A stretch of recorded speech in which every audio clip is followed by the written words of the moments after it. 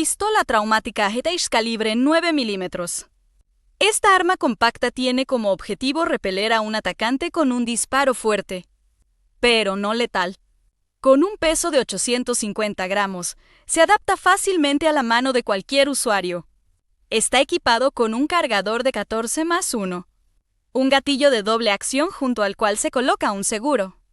Esta pistola semiautomática puede usarse para defensa personal y también ayudará a repeler a un animal agresivo, aunque se trate de un arma no letal. No dispares a quemarropa, las consecuencias pueden ser peligrosas, incluso fatales. Ahora observa el video de prueba de disparo y no olvides suscribirte y darle like al video.